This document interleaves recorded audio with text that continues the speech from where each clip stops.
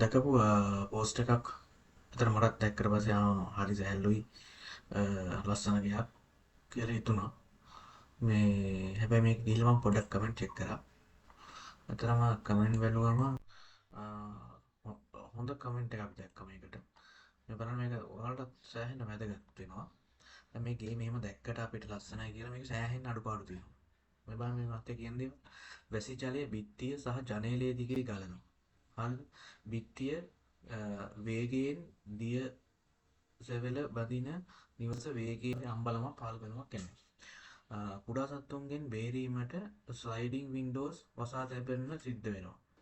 ඇතුළේ තාපය ඉහළට යනවා. රයිට්? බිත්ති වලට නැගෙනහිර බස්නාහිර අවුව වැටි බිත්ති රත් වී ඇතුළු උෂ්ණත්වය ඉහළ යනවා. ප්‍රායෝගික ශාලයක් කෑම කාමරයක් කිචන් එකක් නිදන කාමර දෙකක් බිම් මහලේ නැහැ. ඒ නිසා තේ එකක් බොන්න පවා පඩිපෙළ නැගීමට බැසීමට සිදු වෙනවා. ඇතුලේ නම්‍යශීලී බව අඩුයි. භාණ්ඩ ස්ථානගත කිරීම වෙනස් කරන්නම බෑ. කාර් එකෙන් බෑලා නොතෙමී නිවසට එන්න බෑ. අන්තිමට කියනවා ෆොටෝ එකේ ලස්සන පෙනුනට ගේ හැදුවට පස්සේ කවුරුත් ඉන්න කැමති නැහැ. ඇත්තටම මේ අපි කියන්නේ ඇත්තට මේක වැදගත් වෙන්නේ මේ නිවාස සැලසුම් කරන කට්ටිය. අපි දැක්කට පස්සේ අපි ගිහිල්ලා මේක කියනවා තමයි මෙන්න මේක හදලා දෙන්න කියලා. නමුත් ඒගොල්ලෝ හරියාකාරව ඒ ඩිසයින් එක කරලා දෙන්න ඕනේ නැත්නම් ඇත්තටම අපි අපහසුතාවයටපත් වෙන්නේ. දැන් මේකේ කමෙන්ට් එකක් දාලා තිනවා තෑන්ක්ස් පැහැදිලි කරාට පෙනුමට වඩා ගයක් නිර්මාණය කරනකොට හිතන්න දේවල් බොහෝ තියෙනවා නේද?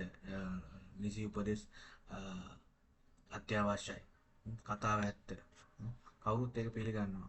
ඉතින් මේ ඒක නිසා මේකේ හොඳ ගුඩ් පොයින්ට් එකක් අපිට ගන්න තියෙනවා. අපි බලන ඩිසයින් එකම නෙවෙයි අපිට එයා හදලා දුන්නා. සමහර විට ඒ ඩිසයිනරට හිතෙන විදිහේ ඩිසයින් හදලා දෙන්නේ. ඉතින් අපි කරන්න ඕන ඒක තව කීප දෙනෙකුට පෙන්නලා හරි මේ වගේ පැහැදිලි කිරීමක් ඇත්තටම ගන්න ඕන. අපි ඇත්තටම දන්නේ නැහැ ප්‍රශ්න සෑහෙන්න එනවා. ගයක් හදලා ඉන්න ගියාම තමයි ඒක තේරෙන්නේ. ඒකෙන් හරි වැදගත් පෝස්ට් එකක් තමයි මම මේක හිතනවා. පෝස්ට් එක නෙවෙයි එතන පෝස්ට් එකේ දාපු කමෙන්ට් එක හරි වැදගත් කියලා හිතනවා. ස්තුතියි.